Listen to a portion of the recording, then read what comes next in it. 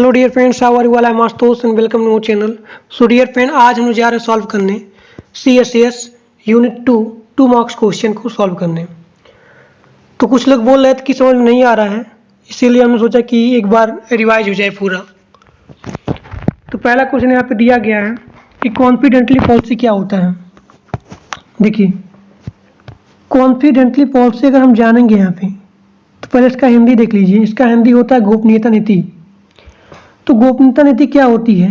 एक security policy होती है, एक सिक्योरिटी पॉलिसी होती है जो कि केवल संबंधित होती है किससे? गोपनीयता से, मतलब कॉन्फिडेंशियल से। ठीक, अब ये क्या होती है? ये प्रोटेक्ट करती है सीक्रेट से और यहाँ पे प्रिवेंट करती है अनऑथराइज्ड डिस्क्लोजर इन्फॉर्मेशन से। ठीक, देखिए यहाँ पे जो हार्मफुल इंट्रूडर्स होते हैं इनसे बचाने के लिए ये डाटा को सेफ्टी करती है और यहाँ पे गोपनीयता यहाँ पे बनाए रखती है। तो यही हमारा होता है कॉन्फिडेंटली पॉलिसी। तो कॉन्फिडेंटली पॉलिसी क्या हो गया? एक सुरक्षा नीति होती है जो कि यहाँ पे सीक्रेट बनाती है इंफॉर्मेशन को और यहाँ पे प्रिवेंट करती है अनऑथराइज्ड डिस्क्लोजर सूचना को। अब देखिए अगला क्वेश्चन है कि कौन कौन से मॉडल हैं जो यहाँ पे यूज होते हैं कॉन्फिडेंटली पॉलिसी में। तो यहाँ पे बिलावदुल्ला मॉडल, बिलावदुल्ला कॉन्फिडेंटली मॉडल जो है इसमें यूज होता है। अब यहाँ पे अगला क्वेश्चन है कि बिलावदुल्ला मॉडल क्या होता है। तो बिलावदुल्ला मॉडल जो होता है एक मल्टी लेवल सिक्योरिटी पॉलिसी होता है। यह जो है स्टेट मशीन बेस्ड है। ठीक, ये राज मशीन है जो ये मल्टी लेवल सिक्योरिटी नीति होती है। तो एग्जाम पूछा जाए कि बिलावदुल्ला मॉडल क्या होता है तो हम लोग बताएंगे कि मल्टी लेवल सिक्योरिटी पॉलिसी है। इसका डिजाइन केवल किया गया है मिलिट्री एप्लीकेशन के लिए। अब यहाँ पे अगला क्वेश्चन है कि एक्सेस कंट्रोल क्या होता है। ठीक, अब देखिए एक्सेस कंट्रोल क्या होता है। जैसे मान लीजिए यहाँ पे एक रूम है, कौन से व्यक्ति इस रूम में आए, कौन से व्यक्ति इस रूम से गए, इन सभी का डाटा हम लोग यहाँ पे रखते हैं। ठीक, अब यहाँ पे कौन व्यक्ति यहाँ पे आ सकते हैं, कौन व्यक्ति यहाँ पे जा सकते हैं, इनको दी जाती है एक्सेस कार्ड। एक्सेस कार्ड दिया जाता है और एक्सेस कोड दिया जाता है। ठीक, तो यही हमारा क्या होता है? एक्सेस कंट्रोल होता है। इसका हिंदी देख लीजिए पूरा, मैं हिंदी में लेके आया हूँ यहाँ पे। अब जो एक्सेस कंट्रोल होता है एक तरह की क्या है? इलेक्ट्रॉनिक सिक्योरिटी टेक्नोलॉजी है। एक्सेस कंट्रोल सिस्टम क्या है? एक तरह का इलेक्ट्रॉनिक सिक्योरिटी टेक्नोलॉजी है जिसके जरिए हम किसी विशेष जगह पर आने जाने वाले व्यक्तियों को क्या कर सकते हैं? कंट्रोल कर सकते हैं। कौन आया है, कौन गया है, इसका डाटा हम लोग यहाँ पे रख सकते हैं। अब देखिए एक्सेस सिस्टम के जरिए हम उन्हीं व्यक्तियों को अंदर जाने दे सकते हैं जिन्हें हम परमिशन दिए हैं। वही व्यक्ति जा सकता है जिसको हम लोग यहाँ पे परमिशन दिए हैं। अब एक्सेस कंट्रोल जो है इसके जरिए हम देते हैं एक्सेस कोड देते हैं, एक्सेस कार्ड देते हैं। वही व्यक्ति जो है इसको ले करके अंदर यहाँ पे जा सकता है। अब देखिए एक्सेस कंट्रोल जो है ये दो प्रकार का होता है। पहला होता है फिजिकल होता है, दूसरा हमारा होता है लॉजिकल। अब फिजिकल का प्रयोग हम लोग करते हैं कैंपस में, बिल्डिंग में, IT कंपनी में। लेकिन लॉजिकल का प्रयोग, इस लॉजिकल का प्रयोग हम लोग करते हैं कि यहाँ पे डाटा और फाइल के ट्रांसफ़र को कंट्रोल करने के लिए। तो फिजिकल का प्रयोग हम लोग करते हैं कैंपस, बिल्डिंग, IT कंपनी के लिए। और लॉजिकल का प्रयोग हम लोग करते हैं किस कंप्यूटर के डाटा और यहाँ पे फाइल को ट्रांसफर होने के लिए, बचाने के लिए, कंट्रोल करने के लिए। तो ये हमारा हो गया एक्सेस कंट्रोल।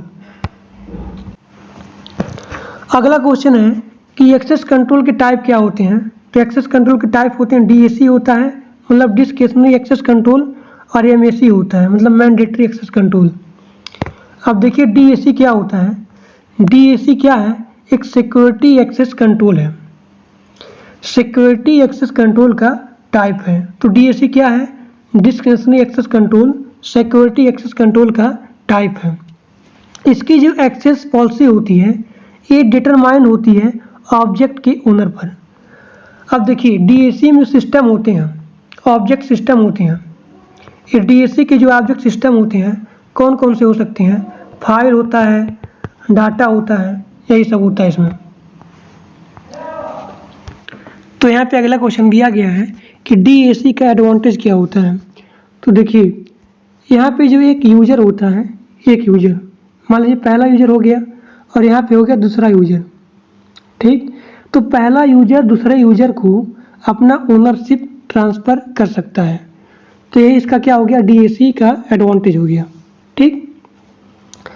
अब यहाँ दूसरा दिया गया है कि यूज में determine access type of other user.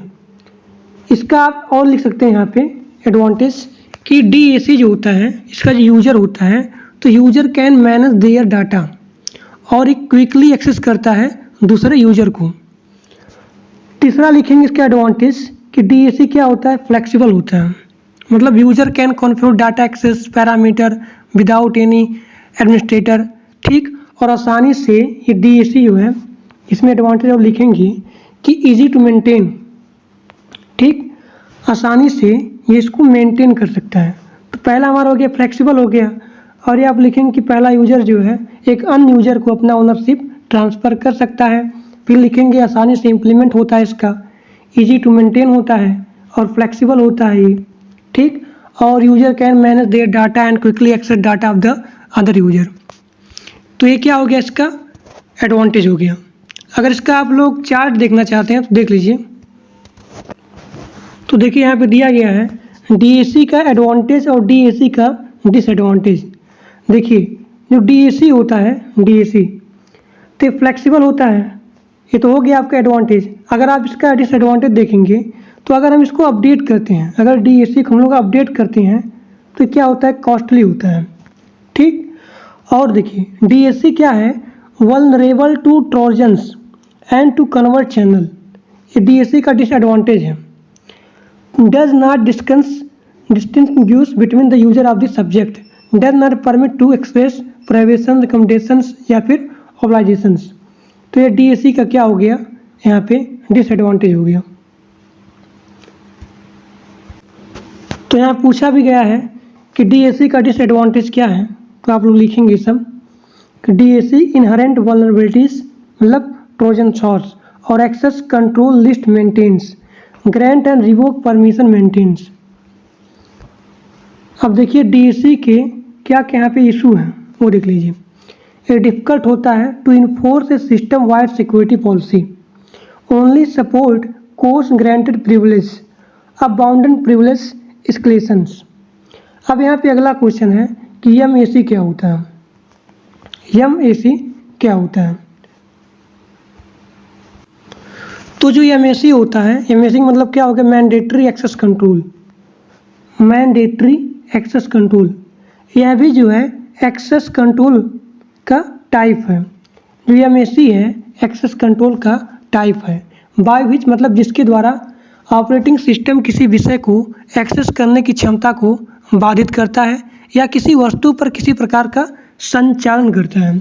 तो आप लोग लिखेंगे एमएसी में कि एमएसी जो है एक्सेस कंट्रोल का टाइप है। अब यहाँ पे अगला क्वेश्चन पूछा गया है कि एमएसी का एडवांटेज क्या है? एमएसी का एडवांटेज, तो देखिए एमएसी जो है ये हाई डिग्री का प्रोटेक्शन करती है और ये प्रिवेंट करती है इल्लीगल फ्लो ऑफ इंफॉर्मेशन का, इल्लीगल फ्लो ऑफ इंफॉर्मेशन का ये सुरक्षा करती है और हाई डिग्री का यहाँ पे प्रोटेक्शन करती है। और यह सूटेबल है फॉर मिलिट्री के लिए और high security types of application के लिए, ठीक। It is suitable for military and high security types of application. तो ये क्या हो गया? इसका एडवांटेज हो गया। अब देखिए एमएसी का एडवांटेज और डिसएडवांटेज। तो एडवांटेज में लिखेंगे कि जो हमारा एमएसी होता है ये रिजिड होता है, और यहाँ पे डिसएडवांटेज में लिखेंगे कि जब हम लोग इसको अपडेट करते हैं एमएसी को तो क्या होता है? कॉस्टली होता है। तो अपडेटिंग द सिक्योरिटी पॉलिसीज क्या होता है? कॉस्टली होता है। और इसमें भी बताइए कि updating the security policies costly DAC में। तो यही क्या हो गया इसका एडवांटेज। देखिए जो एमएसी होता है ये रिजिड होता है, लेकिन जो DAC होता है, DAC ये क्या होता है, फ्लेक्सिबल होता है। और देखिए DAC का जो डिसएडवांटेज होता है, तो it is applicable to few environment, ये इसका क्या हो गया, डिसएडवांटेज हो गया। अब देखिए अगला क्वेश्चन यहाँ पे है कि आपको डिफाइन करना है कि कन्फाइनमेंट प्रॉब्लम क्या होता है। तो देखिए अगर यहाँ पे कोई यूजर है और ये मानता है कि ये जो है सर्विस क्या है, गोपनीय है, तो इसको लीक ना हो पाए। जैसे मान लीजिए कोई यहाँ पे इन्फॉर्मेशन है, मान लीजिए इन्फॉर्मेशन है और यूजर मानता है कि भाई ये कॉन्फिडेंशियल है, ठीक, तो ये लीक ना होने पाए, इसी को क्या करता है, बचाता है। तो ये क्या, इसकी एक समस्या है। तो यहाँ पर लिखेंगे कि the confinement problem is the problem of preventing A server from leaking information that the user of the service consider confidential. ठीक, अब यहाँ पे अगला क्वेश्चन है कि यूनिक्स यूजर आईडी के टाइप्स क्या हैं। तो रियल यूजर आईडी हो गया, इफेक्टिव, सेव्ड यूजर आईडी। अब रियल यूजर आईडी क्या होता है, तो रियल जो होता है यूजर आईडी, ये डिफाइन करता है which file the process has access to, it is account of the owner process. तो ये क्या हो गया, रियल यूजर आईडी हो गया। और देखिए इफेक्टिव क्या होता है यूजर आईडी, तो इफेक्टिव यूजर आईडी भी रियल यूजर आईडी की तरह होती है, लेकिन ये जो है एक्सेस होती है, it is access by the root, ये रूट के द्वारा यहाँ पे एक्सेस होती है। यहाँ पे दिया भी गया है कि effective user ID is same as real user ID but some time it is change to enable to non privileged user to access file that can only access by the root. अब यहाँ पे आता है saved user ID. ये क्या होता है, saved user ID is a user ID used when a process in running with the elevator privilege need to do some under privileged work. This can be achieved by the temporarily switching. इसको यहाँ पे प्राप्त किया जा सकता है temporary switch करके, किसको, नॉन प्रिविलेज्ड अकाउंट को। तो ये क्या हो गया, सेव्ड यूजर आईडी हो गया। कन्फाइनमेंट टेक्निक्स क्या है। अब देखिए कन्फाइनमेंट टेक्निक जो है फॉलो करता है चैट रूट, मतलब change root, jail kits, free BSD jail और सिस्टम इंटरपोजिशन। तो कन्फाइनमेंट टेक्निक्स जो है यहाँ पे फॉलो करता है चैट रूट, मतलब change root, jail kits, free BSD jail, system call interposition. अब देखिए VM बेस्ड आइसोलेशन के टाइप क्या है, इसका ट्रिक देख लीजिएगा, PSHH। VM मतलब क्या होता है, वर्चुअल मशीन। तो वर्चुअल मशीन के यहाँ पे 4 टाइप आप लोग लिखेंगे। पहला पीस लिखेंगे प्रोसेस वर्चुअल मशीन, दूसरा S से आप लोग लिखेंगे सिस्टम वर्चुअल मशीन। P से क्या हो गया, प्रोसेस वर्चुअल मशीन, S से हो गया सिस्टम वर्चुअल मशीन, और H से हो गया होस्टेड वर्चुअल मशीन, और एक H से हो गया हार्डवेयर वर्चुअल मशीन। तो ये हमारा होता है VM बेस्ड आइसोलेशन के टाइप। अब अगला क्वेश्चन है कि रूट किट क्या होता है। रूट किट को आपको डिफाइन करना है कि रूट किट क्या होता है। तो जो रूट किट होता है एक कंप्यूटर प्रोग्राम होता है। क्या है, एक कंप्यूटर प्रोग्राम है जो कि यहाँ पे डिजाइन किया गया है लगातार प्रदान करने के लिए प्रिविलेज एक्सेस। ठीक, तो रूट किट क्या है, एक कंप्यूटर प्रोग्राम है जो डिजाइन किया गया है लगातार प्रदान करने के लिए प्रिविलेज्ड एक्सेस, किसको, कंप्यूटर को। तो यही होता है रूट किट। ठीक, और रूट किट क्या है, एक कलेक्शन है किसका, टूल्स का, that enable administrator level access to a computer और नेटवर्क। तो यही क्या हो गया, रूट किट हो गया। जो रूट किट होता है, तो रूट किट क्या यूनिक्स और लिनक्स सिस्टम पर व्यवस्थापक खाते को भी क्या करता है, संदर्भित करता है रूट किट। अब इसका आगे दिया गया है कि रूट किट का पर्पज क्या है। देखिए रूट किट का यहाँ पे दिया गया है क्वेश्चन में कि पर्पज क्या है। देखिए जो रूट किट होता है हमें कंप्यूटर पर कमांड और नियंत्रण बनाए रखने की अनुमति देता है। इस कंप्यूटर पर कमांड करने के लिए और नियंत्रण बनाए रखने के लिए परमिट देता है, परमिशन देता है। ये लिखेंगे आप। फिर यहाँ लिखेंगे कि रूट किट का जो पर्पज होता है, ये मालवेयर के लिए क्या प्रदान करता है, ओनर, अपना ओनर जो है मालवेयर के लिए प्रदान करता है। Permanent hide and report access to our computer to avoid detection they tamper with the system to cancel the presence of the malware and its activities. अब यहाँ पे अगला क्वेश्चन है कि RDS क्या है। RDS, तो RDS मतलब क्या होता है, इंट्रूजन डिटेक्शन सिस्टम। तो RDS क्या है, एक नेटवर्क सिक्योरिटी है, एक नेटवर्क सिक्योरिटी टेक्नोलॉजी है जो बनाया गया है किसके लिए, डिटेक्टिंग वल्नरेबिलिटी एक्सप्लॉइट, किसके अगेंस्ट, अप्लीकेबल आर कंप्यूटर। ठीक, तो RDS क्या है, RDS एक नेटवर्क सिक्योरिटी टेक्नोलॉजी है जो कि यहाँ पे बिल्ड किया गया है, बनाया गया है फॉर डिटेक्टिंग वल्नरेबिलिटी एक्सप्लॉइट, किसके against, target application or computer. अब यहाँ पे अंतिम क्वेश्चन आप दिया गया, लास्ट क्वेश्चन जो कि बहुत इंपॉर्टेंट है कि RDS के कितने प्रकार होते हैं। RDS के कितने प्रकार होते हैं, इंट्रूजन डिटेक्शन सिस्टम के कितने प्रकार होते हैं। आप यहाँ पे 4 टाइप लिखेंगे। NIDS मतलब network intrusion detections, HIDS, PIDS और VMIDS। तो यहाँ पे ट्रिक आपका यही रहेगा, NHPV जब भी पूछा जाए कि IDS का टाइप, तो NHPV।